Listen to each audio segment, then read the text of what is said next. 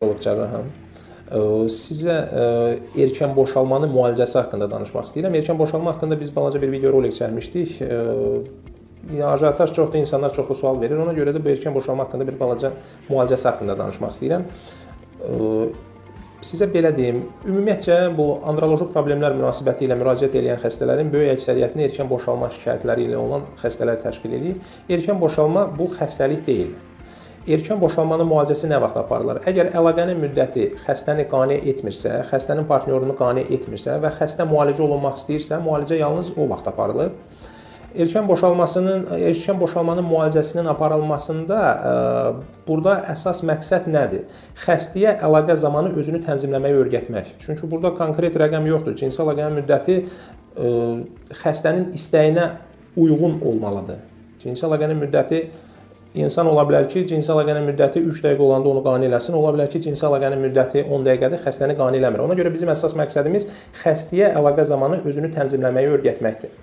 Bizə müraciət edən xəstələrin və yaxud ümumiyyətcə bütün kişilər əlaqə zamanı özünü tənzimləməyi özləri də çalışırlar, özləri də cəhd edirlər. Alınmayanda həkimə müraciət edirlər. Əlaqə zamanı özünü tənzimləmək niyə alınmır? Erkən boşalmanın 3 dənə əsas nöqtədə axtarırsan.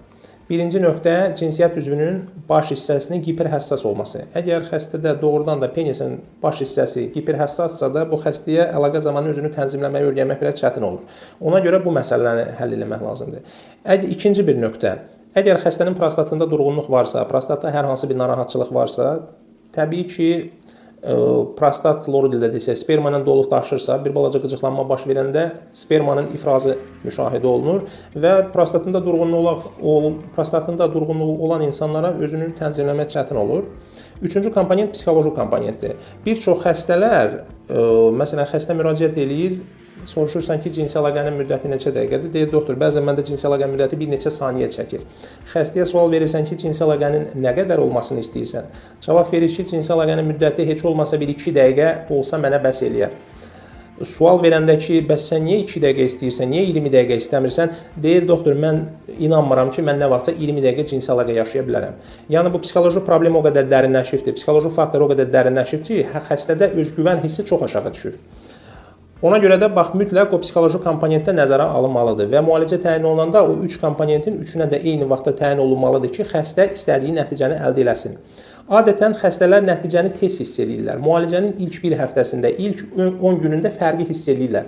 Əsas məqsəd xəstənin həmən o nəticəni bərkitməsidir. Mən həmişə erkən boşalmanın müalicəsini maşın sürmək ilə müqayisə edirəm. Xəstələrə həmişə belə misal çəkirəm. Deyirəm, maşın sürmək də vərdişdir, əlaqə zamanı özünü tənzimləmək də vərdişdir. Sadəcə maşın sürmək vərdişi, yeri gəlsə maşın sürməyi öyrənmək əlaqədə özünü tənzimləməkdən daha çətindir.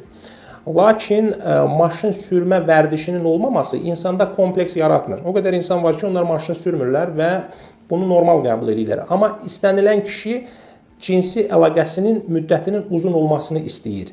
Əlaqənin keyfiyyətli olmasını istəyir və bu vərdişə yiyələnə bilməyən kişilər, erkən boşalması olan kişilər bunu böyük bir kompleks şəklində yaşayırlar. Erkən boşalma münasibəti ilə yəni müalicə necə aparılır? Xəstə müraciət eləyir, xəstə ilə ətraflı danışırıq. İlkin söhbətdə problem haqqında ümumi məlumat formalaşır.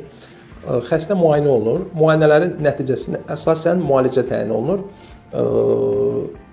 İlk öncə dərmanlarla müalicə təyin olunur. Çünki dərmanla müalicə adətən bəs eləyir. Dərmanla müalicə effekt vermədiyi halda cərrahi müalicə aparılır. Cərrahi müalicə Azərbaycanda cərrahi müalicəyə hər sadə ehtiyac olunur. Çünki bizim xəstələrimizin böyük əksəriyyəti sünnət olunmuş əhalidir və sünnət olunmamış insanlarla müqayisədə penisin hiperhəssaslığı azdır. Və ona görə əməliyyata hər sadə ehtiyac yoxdur. Ola bilər doğrudan da xəstədə hiperhəssaslıq yüksəksə də və aparılan dərmanlarla müalicə effekt vermirsə, bu zaman cərrahi müalicə təyin olunur və xəstə istədiyi effekti əldə edir. Təkrar edirəm, bizim əsas məqsədimiz xəstəyə əlaqə zamanı özünü tənzimləməyi öyrətməkdir.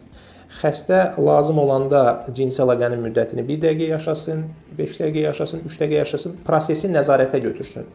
Və adətən bu işdə motivasiya güclü olduğuna görə, yəni istənilən kişi bu problemdən qurtulmaq istədiyinə görə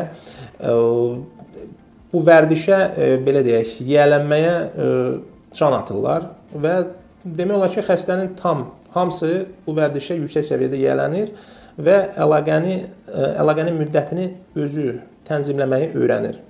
Ona görə də bu məsələ qeyri-adi bir məsələ deyil. Əslində erkən boşalma xəstəlik deyil, baxmayaraq ki, insanlara ən çox narahat edən problemlərdən biridir.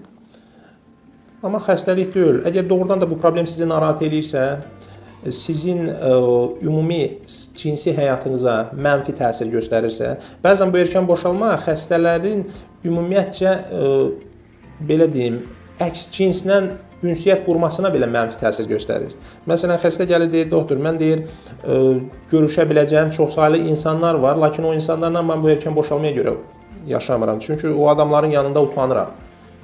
Bu məni çox narahat edir və s. Baxsan ki, xırda bir məsələdir, amma xəstənin ümumiyyətcə bütün sosial həyatına mənfi təsir göstərir. Bəzən olur ki, əlaqənin müddəti o qədər qısa olur ki, hətta daxil olmamış boşalmalar baş verir. Belə vəziyyətdə hamilə olma ehtimalı aşağı olur. Məsələn, xəstədir, cavan adamdır, evlənibdir, cinsi əlaqənin müddəti o qədər qısadır ki, sperma uşaqlıq yoluna boşalmır. Uşaqlıq yoluna boşalmır, bu səbəbdən baxırsan ki, uzun müddətli hamiləlik baş vermir, cütlük sonsuzluqdan əziyyət çəkir və s. Ona görə də erkən boşalması olan insanlara mən bildirmək istəyirəm ki, qətiyyən utanmaq lazım deyil, bu çox sadə bir məsələdir. Yəni, bəzən xəstələr belə bir suallarla müraciət edirlər, doktor, zəmanət verirsinizmi müalicəyə, siz bu mövzu haqqında bu qədər rahat danışırsınız, bəs biz uzun müddətli müalicə alırıq, effekt yoxdur. Yəni, hələ indiyə qədər bizim erkən boşalma münasibəti ilə sağalmayan bir xəstəmiz yoxdur.